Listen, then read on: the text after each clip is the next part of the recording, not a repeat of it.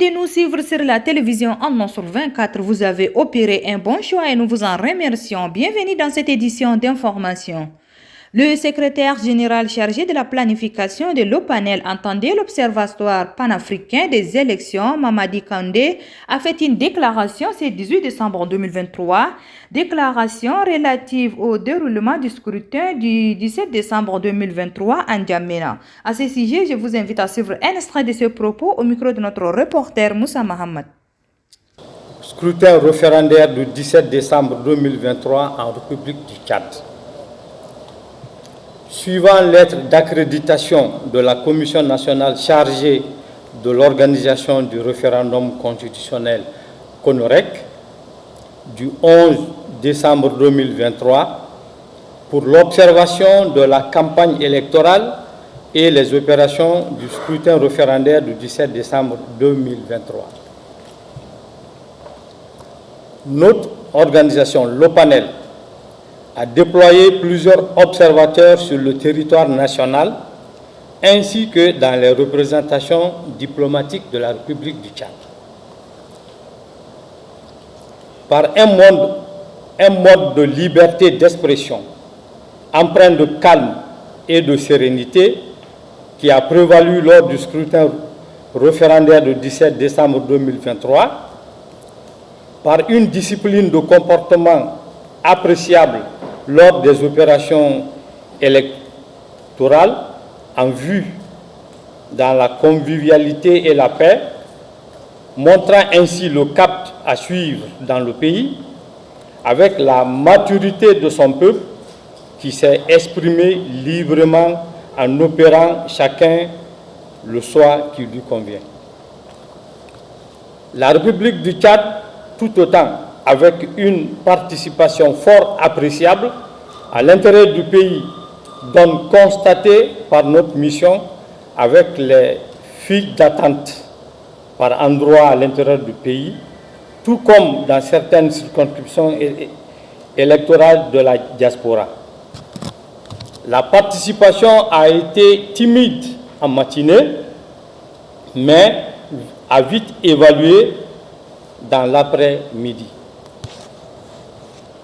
Tout ce panel marque un pas important d'expression libre et démocratique dont il convient de saluer et de féliciter le peuple tchadien dans son ensemble pour sa maturité politique en ce scrutin référendaire 2017-2023.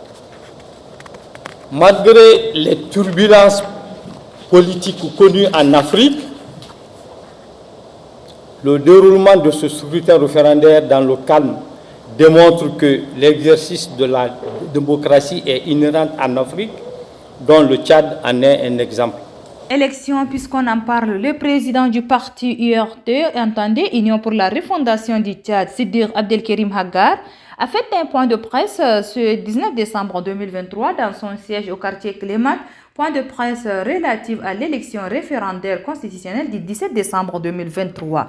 Suivez, il est au micro de notre reporter Omar Mohamed Ida. Nous avons tous, opinion nationale et internationale, été témoins des faits suivants. 1. Un boycott massif avec un taux de participation probablement inférieur à 5%. 2.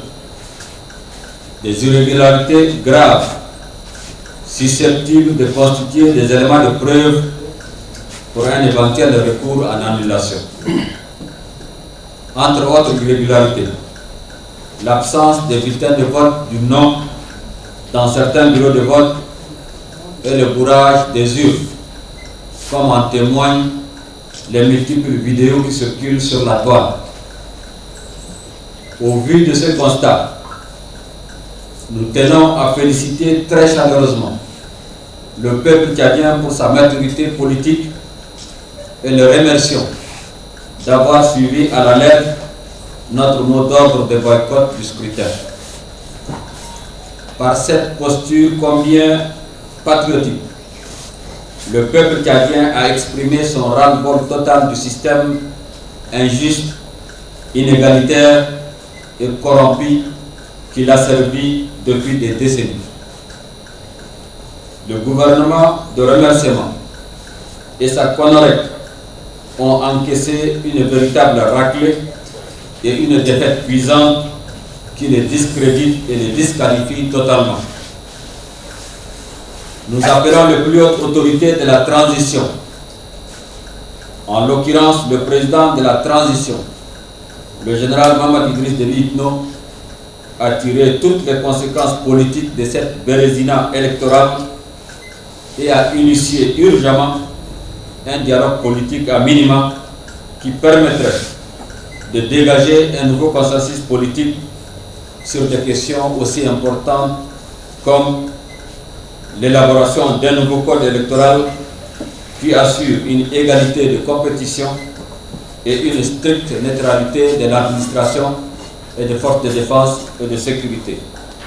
Et puis, pôle de recherche en sciences humaines et sociales, en partenariat avec l'Université d'Indiamène, a organisé ce 18 décembre 2023 un colloque international sur les humanités. Un reportage Oumar Mohamed Ida.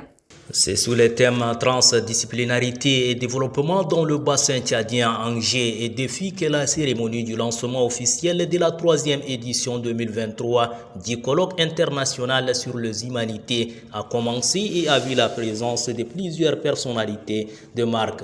Dans son mot de bienvenue, le président du comité d'organisation, Dr Grayo Jérémy, a salué la présence de tous avant de situer l'importance de ces colloques. Dans son discours de circonstance, le vice-doyen chargé des enseignements à la faculté des langues, lettres, arts et communication, Dr Moursal Makaï, a exprimé sa profonde gratitude au comité d'organisation et aux partenaires de l'enseignement supérieur. Je voudrais exprimer ma gratitude au comité d'organisation et partenaires de l'enseignement supérieur pour la tenue de ce colloque.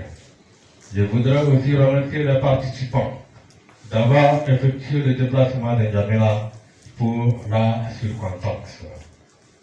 Et je demeure convaincu, vu la pertinence du thème, les communications seront à la hauteur des attentes du colloque.